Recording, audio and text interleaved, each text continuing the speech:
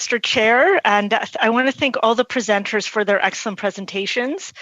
It was very varied, and as the chair said at the onset, you really learn a lot through these sessions in terms of the diversity and the importance of so many of the industries to Canada.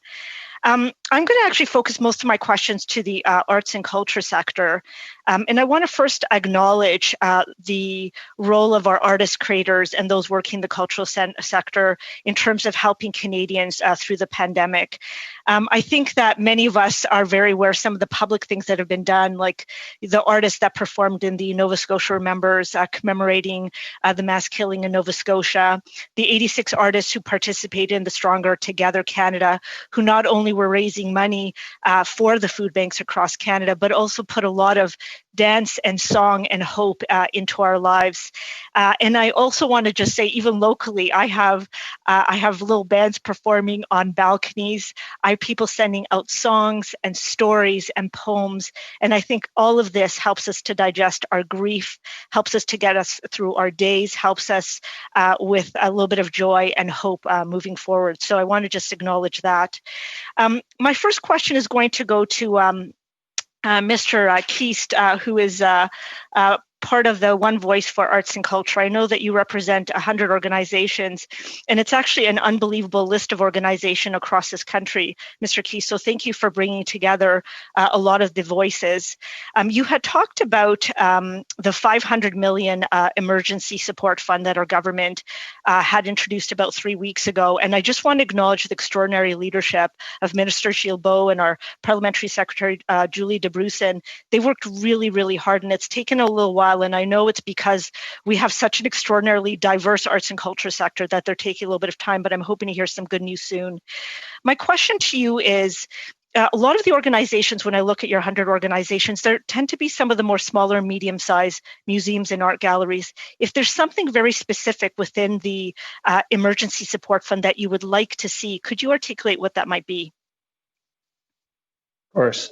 Thank you for the question. Absolutely, definitely would like to acknowledge as well all of the work that went into putting together the 500 million. I recognize that a lot of the efforts are to first let everyone know that there is work underway through the announcement, and of course, something like this something that large in a sector as diverse as ours, that will take a lot of time. For the small and medium-sized institutions, again, there is a lot of variation from group to group.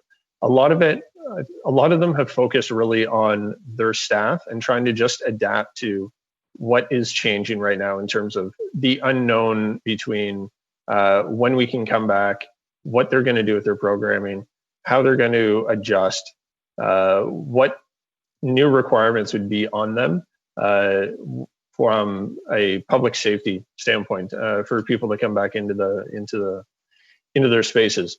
In general, I think what they really seem to need is they just need, and again, we see this as the first bit is that stability, just to make sure that they can get to the other side. So a lot of fixed costs absolutely are key. If there is a rent payment, making sure that is available. I know that there is the new program for the emergency program for rent relief. Some that does work, and some organizations do qualify, some do not. It depends on how much your revenues have dropped. So, Mr. Keast, unfortunately, I don't have a lot of time, but I'm just going to ask sort of a little bit more of a specific question. A lot of organizations have started moving a little bit more online. Do you think some support around a digital strategy, yes, it would be helpful? Sorry. So the online piece is really interesting. There's definitely a lot moving towards there. And I think we're in, call it 1.0, 1.5 of this iteration. Right now, I haven't seen anything where there is an opportunity to bring in any revenue from the online. At this point, for a public museum to have a paywall in, I think that's very challenging. I think that would be off-putting, especially in this time. So definitely there is a way to engage. And interestingly, as we've talked about with my home, sorry. So sorry about that. I just have to, unfortunately, I have one more question or two more questions. So, and I'll just have to shift over to Course Entertainment, Mr. Reeb. Mr. Reeb, you had mentioned that 30%, you have to provide 30% of your revenues to Canadian content. And so my question to you is, I actually personally like that, just because I like that the dollars are going to Canadian artists and producers and writers and all of that. If anything, I'd like to see a level playing field with some of the online foreign streaming giants. And I want to hear what your recommendation or your thoughts are on taxing these streaming giants. Well, thank you, and thank you for acknowledging Stronger Together and Nova Scotia Strong, which of course we were certainly proud to be part of and bringing to Canadian audience as well. You raised an excellent point about the disparity between the Canadian broadcasters who face a myriad of regulations around the content that we produce, the content that we air, and our contributions to the Canadian sector, and those we compete against from outside our borders, whether it be Netflix, Disney Plus, or others. Who simply who don't pay taxes in Canada, who don't employ Canadians by and large, and are free to drop programming into the Canadian marketplace and take dollars out of it without the same kind of restrictions.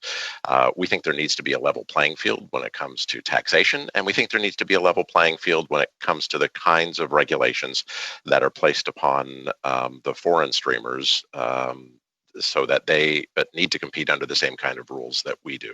We're proud to contribute to the Canadian entertainment and information ecosystem, but we're doing it with one hand tied behind our back in that we have big foreign companies that are incredibly well capitalized that don't face the same kind of regulatory burdens that we do. Sorry, Julie.